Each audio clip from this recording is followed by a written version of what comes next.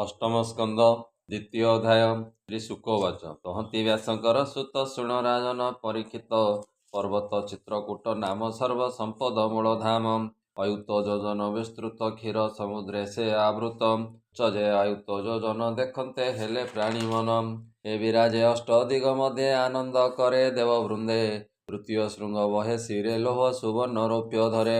ରତ୍ନ ଧାରଣ କରି ଅଙ୍ଗେ ବିରାଜି ଶୋଭେ ଦଶ ଦିଗେ। ନାନା ପ୍ରକାରେ ଲତା ଗୁଳ୍ମ ନିର୍ଝର ତଟେ ରହେ ଦ୍ରୁମ। ନିର୍ଝର ଶବଦ ଗଭୀର ଅତି ସୁଷମ ମନୋହର। ନିଶ୍ଚଳ ଜଳ ରମ୍ୟ ସୋହେ ଗିରି ଚରଣ କିବା ଧୁଏ। ମର୍କତ ପାଷାଣ ସମୂହେ ଶ୍ୟାମଳ ବର୍ଣ୍ଣ ଭୂମି ସୋଏ। ସିଦ୍ଧ ଚାରଣ ବିଦ୍ୟାଧର ଗନ୍ଧର୍ବ ସଙ୍ଗରେ କିନ୍ନର।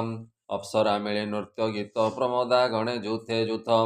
ଅରଣ୍ୟେ ନାନା ପଶୁ ଗଣେ ଗିରି କନ୍ଦର ଘୋର ବଣେ। ନାଦ କରନ୍ତି ମନୋହର ମୟୂର କୋକିଳ ଭ୍ରମର।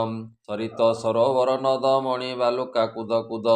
ଦେବକାମିନୀ ଗଣ ଯହିଁ ସ୍ନାନ କରନ୍ତି ମୋଦ ବହି। ଏ ତାହାଙ୍କ ଅଙ୍ଗରେ ଲେପିତ ଗନ୍ଧ ଚନ୍ଦନ ପାରିଜାତ। ସେ ଗନ୍ଧ ପବନ ସଙ୍ଗରେ ସୁଗନ୍ଧ ଦଶ ଦିଗେ ସ୍ଫୁରେ। ସେ ଗିରି ଦ୍ରୋଣୀ ମଧ୍ୟେ ବନ ବରୁଣ କ୍ରୀଡ଼ାର ଉଦ୍ୟାନ। ତମ ଶୋଭା ସେ ବନର ସୁର କାମିନୀ କ୍ରୀଡ଼ା ଘର। ପର୍ବତ ଅଳଙ୍କୃତ ବନ ଫୁଲ ପଲ୍ଲବ ଫଳମାନ। ଏ ମନ୍ଦାର ପାଟଳି ଚମ୍ପକ ପାରିଜାତକ କୁରୁବକ। ଏ ଚୂଡ଼ ପିଆଳ ପନସକ ଆମ୍ର ଅଶୋକ ଆମ୍ରାତକ। କଦମ୍ବ ନାରିକେଳ ବନ ଖର୍ଜୁର ବୀଜପୁର ଘନ। ମଧୁର ଶାଳ ତାଳ ସୋଏ ତମାଳ ଆସନ ସମୂହେ। ଅରୂପ ଔଦମ୍ବର ପ୍ଳକ୍ଷ ନ୍ୟଗ୍ରୋଧ ଚନ୍ଦନ ରୁଦ୍ରାକ୍ଷ। ଏ ନିମ୍ବ କୋବିଦାର ସରଳ ଅର୍ଜୁନ ଦେବ ଦାରୁକୂଳ। ଦ୍ରାକ୍ଷା ଇକ୍ଷୁକ ରମ୍ଭାବନ ବଦରୀ କିଂସ୍କ ଦାଡ଼ିମ୍ବ। ଏ ବିଲୋ କମ୍ଭୀର କପିଥକ ଆମ୍ବଳକ ଯେ ହରିତକ। ଯହିଁ ବରୁଣ ସରୋବର ସୁବର୍ଣ୍ଣ ପଦ୍ମ ମନୋହର। ଏ କହ୍ନାର କୁମୁଦ ଉତ୍ପନ୍ନ ସ୍ୱଭାବେ ସୁଗନ୍ଧ ଶୀତଳ। ଉତ୍ପଳ ଶତ ଶତ ଶୋଭା କିବା ଉପମା ଆନି ଦେବା। ମତ ଭ୍ରମର ପକ୍ଷୀଗଣ ନାଦ କରନ୍ତି ଅନୁକ୍ଷଣ। ହଂସ କାରଣ୍ଡବ ସମୂହେ ସାରସ ଚକ୍ରବାକ ସ୍ୱୟଂ। ଏ କଳକୁଟ କୌଜଷ୍ଟିକ କୁଳିତ କୋମଳ ଡାହୁକ। ମତ୍ସ୍ୟ କଚ୍ଛପ ନିଶାଚରେ ପ୍ରଫୁଲ୍ଲ ରଜତ ଧୂସରେ। ପ୍ରକଟ ମୁଦ ଜଳବେତ ନାପ ଜିତ ଯୂଥ ଯୂଥ। କୁନ୍ଦ ଅଶୋକ କୁରୁବଳ କୁଟଳ ଇଙ୍ଗୁଦି ଜାଳକ।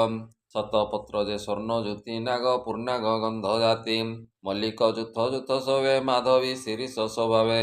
ଅନ୍ୟତ୍ର ଯେତେ ଫଳ ଫୁଲ ଷଡ଼ ଋତିରେ ସମତୁଲ। ହେମନ୍ତ ବନେ ଏକ ଦିନେ ଗଜେନ୍ଦ୍ର ବିଚାରିଲା ମନେ। ଏ ଗ୍ରୀଷ୍ମ କାଳେ ବନସ୍ତେ ତୃଷିତ ହୋଇ ପଶୁ ଯୁଥେ। ଜଳ ନ କରନ୍ତି ଆହାର କେମତେ ଧରିବେ ଶରୀର। ହେମନ୍ତ ବନେ ବିଚାରଇ ଶୀତଳ ଜଳ ଅଛି କାହିଁ। ବ୍ୟାକୁଳେ ବନରୁ ବାହାର ତୃଷିତେ ଦିଶେ ଅନ୍ଧକାର। ଗଛ ଆଶ୍ରିତେ ସେହି ବନେ ସୁଖେ ଚରନ୍ତି ପଶୁମାନେ। ଏକ ଦିନରେ ପଶୁମାନେ ବିହାର କରୁଥିଲେ ବନେ। କଣ୍ଟକ କୀର୍ଣ୍ଣ ବେଣୁ ବନେ ଭ୍ରମନ୍ତି ତୃଷିତ ବଦନେ। ସ୍ୱଭାବେ ମତ ବଳବନ୍ତା ବନ ବିହାରେ ସେହୁ ଚିନ୍ତା। ଯାହାର ଚାଲନ୍ତେ ପାଦ ଲାଗି ପଡ଼ନ୍ତି ବୃକ୍ଷ ମାନେ ଭାଙ୍ଗି। ତାହାର ମଦ ଗନ୍ଧ ବାସେ ପଶୁ ଏ ନ ଚରନ୍ତି ପାଶେ। ଏ ବ୍ୟାଘ୍ର ଭଲୁକ ଖଗ ମୃଗ ଯେବା ସଞ୍ଚରେ ମୋହରଗ। ସରବ କୃଷ୍ଣ ବର୍ଣ୍ଣ ହରି ଶୁକର ଯୁକ୍ତ ସୁଚାମରି। ବରାହ ମହିଷ ଶଲ୍ୟକ ଗୋପୁଛ ଆଦି ଯେ ଶଶକ। ଏ କ୍ଷୁଦ୍ର ହରିଣ ଶଶା ଯେତେ ଚରନ୍ତି ଯେ ଯାହା ଆୟତେ। ସେ ଗଜପତି ଗଜ ଯୁଥେ ଅନେକ ଭ୍ରମିଲା ବନସ୍ତେ। ନିଧାଗ ତାପେ କରି ଗଣ ବ୍ୟାକୁଳେ ବିଚଳିତ ମନ। ମଦ ଜଳରେ ହୋଇ ଛନ୍ନ ଅଙ୍ଗକୁ କଲେ ପ୍ରକମ୍ପନ। ପଦ୍ମକୁ ତେଜି ଅଳିଗଳ ହସ୍ତୀଙ୍କ ମଦ କଲେ ପାନ। ବରୁଣ ଦ୍ରଦତୀରେ ଯାଇ ତୃଷିତ ଲୋଚନେ ଅନାଇ।